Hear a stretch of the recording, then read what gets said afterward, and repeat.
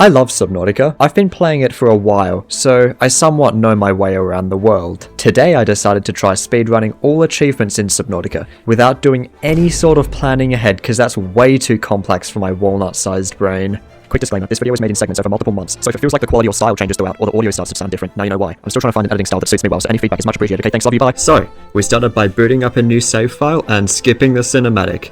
We get our first achievement, as well as changed a couple of settings. The game crashed. On our second try, we spawned over an active volcano, which probably isn't great for the life pod, but at least we can get a shit ton of resources from it, allowing us to speedrun the scanner, sea glide, oxygen tank, survival knife, oxygen tank again, what? And rebreather. And already, that early game preparation's pretty much complete. While searching for fragments I'll need later, let's talk about the plan.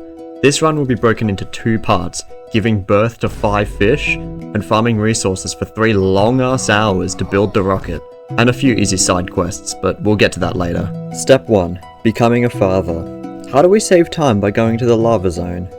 You see that? We don't need that. Get out of here. But Spud, how are you gonna go a kilometer under the sea without any depth modules? You clearly die before you get there. Riley is immune to water pressure, and oxygen can be stored in spare tanks. Also, we will need to stay in the Lost River for a little while, so we can build a powered base for free oxygen. Step 2. Resource gathering. I suck at inventory management in this game, so I'm just gonna wing it. I sure hope it doesn't take 3 hours to craft everything! Let's begin. Wait, first, let's waste 10 minutes by going to the floating island to get this achievement, even though I have to come back to this area multiple more times to progress the game. Seriously, don't ask why I thought this was a good idea. That was a mistake. But for real this time, let's actually make some progress.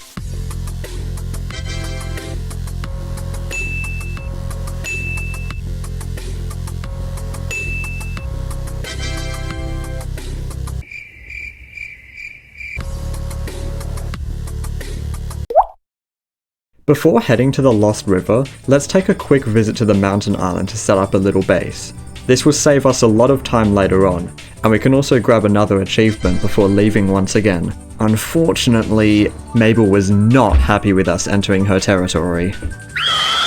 You better stop! Thanks to my big brain and my even bigger balls, we escaped without any problems.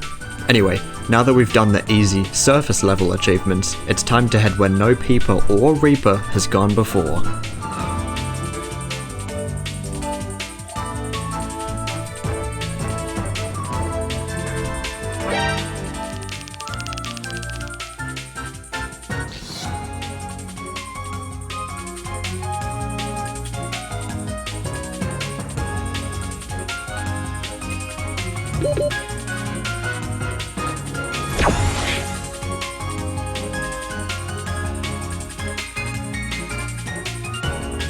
Wait, what are you doing? Stop! Step 1, complete. Next step, heading to COVID Central. The only struggle here was not being spotted by Casper, but after he realizes we aren't a microscopic life form and therefore we don't suit his diet, he'll go back to his neck of the woods. Then we simply swim in a straight line, claim our achievement, and head back home. We also avoid eating any of the hazardous life forms because we can't afford to grow Brussels sprouts on our hands. Next step. If you've ever been to the lava castle, you'll know that this little crevice is a pain to find. Mainly thanks to this guy. However, he's technically not actually guarding the entrance, he's standing in between us and the other cave system. The last thing he suspects is us going through the back door of this place, which just so happens to be right in front of the lava castle entrance. See how much faster this game goes when you don't use any vehicles?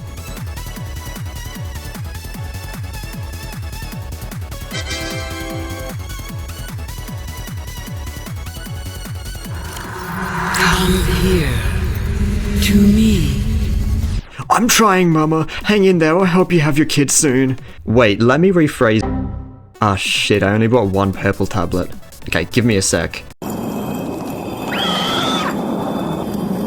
Oh wow, look, it's a base that I put on the island earlier. That was a really clever move. Good job, me. here's where things get tricky. I have to swim through 70-degree water for at least a minute in order to make it to our beautiful baby girl, and I don't have all my health ready yet. If I can't make it, I'm gonna have to portal back to the surface and craft some medkits. Wait, hang on, I almost made that. I reckon if I cut my corners a bit more efficiently, I could probably face tank the heat. Ready? Go!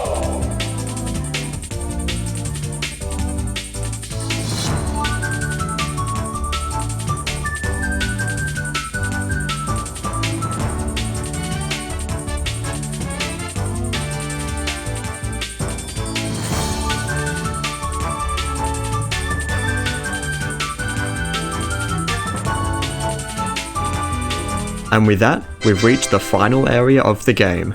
But this isn't the end, no. Miss C Emperor decided it would be a good idea to send us an annoying fetch quest. In order for us to hatch her children, we need to craft her a potion that's concocted with 5 seeds randomly scattered throughout the world. The intended way to go about this is to activate each one of the 4 portals in the facility, which will put you in the general area to collect 1 seed each.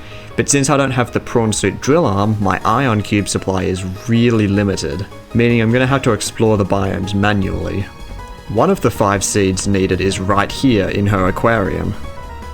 2 of the others are really close to our island base, which we can teleport to with a very pro strategy, one that I call... One of the last seeds is also close to our base, but it's guarded by someone that you may recognize. But the last seed is one I should have grabbed earlier, but it just slipped my mind. And for that reason, we'll come back later. At the very least, we're not going to have to swim through the Lost River or Lava Zone anymore. Whatever, maybe this disease I've contracted is actually caused by the radiation leak coming from the Aurora. Maybe repairing the leak will fix it? Sure, let's give that a try. By the way, pro tip, you don't actually need a propulsion cannon to get through here. There's a convenient pathway to the left here. Don't step on the fire like that though. So let's fix up the radiation and... Nope, I still have 7 STDs. Now, at around 3 hours in, we can begin the late game. First up, we have to grab every single vehicle component that we can from the Aurora. Cyclops engine fragment, prawn suit fragments, rocket blueprints. Next on the agenda... Why do you haunt me? Next on the agenda... Mushroom Forest. Here we have some parts of the rest of the Cyclops, and in this cave, the cuttlefish egg, which we chuck in this dark moldy room to hatch, cause I'm just that nice.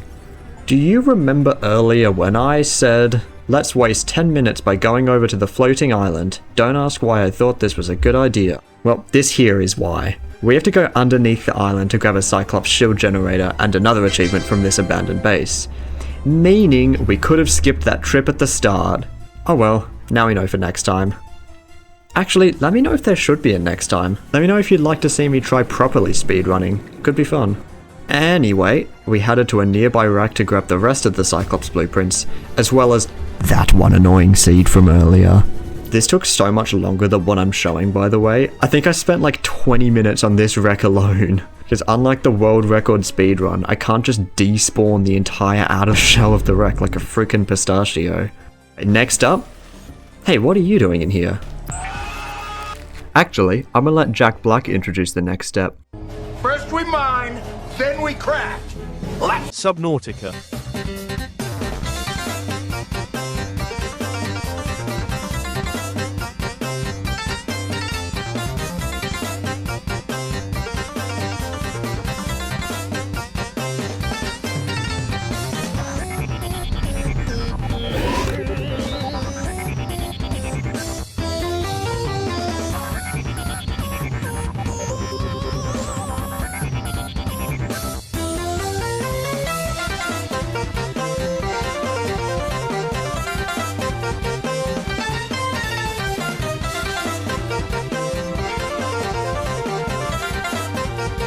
Cannot build here. Must be constructed in...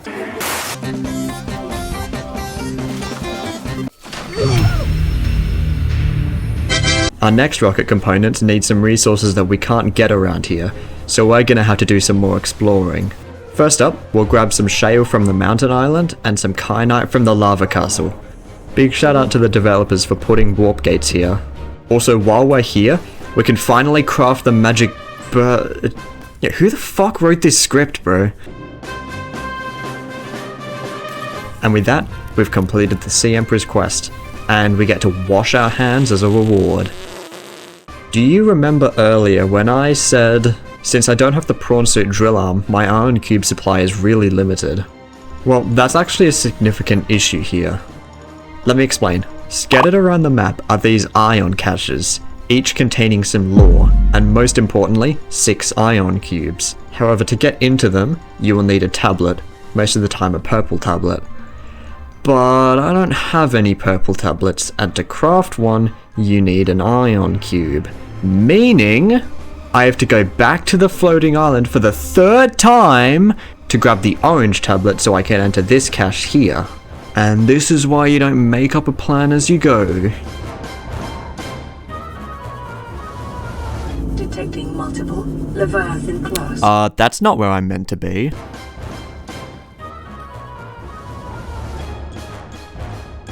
Let's quickly make a base for some oxygen real quick. And... wait, what do you mean this only has 3 ion cubes? I swear, I thought all of them had 6, what? At the very least, I can use an ion cube to make another tablet to go to a different cache over here. Cache? Cache? I'm actually not sure.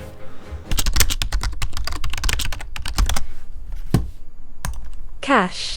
Well, since the rocket and prawn suit are expensive as fuck, let's use this opportunity to grab 4 ruby, 4 gel sacks, a bit of nickel, and some deep mushrooms. I swear, if I'm missing something and I have to come all the way back down here, I'm going to lose it.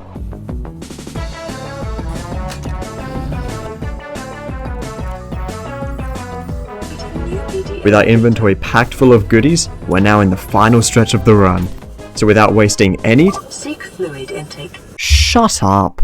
Without wasting any time, let's do our very final resource grab.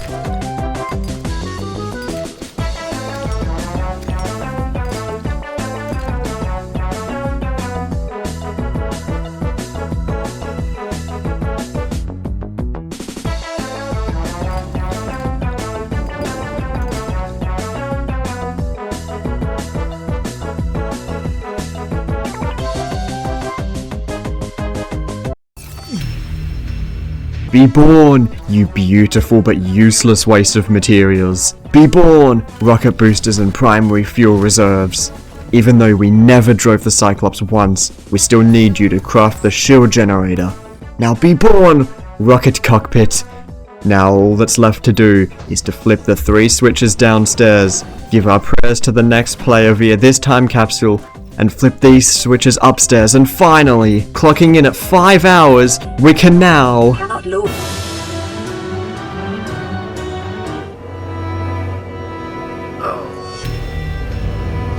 What?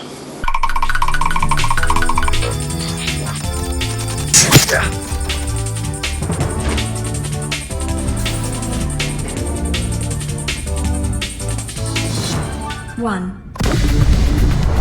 Final time, 5 hours and 11 minutes. That's a bit slower than what I was hoping for. Let's try beat 3 hours next time. Approaching orbital debris field.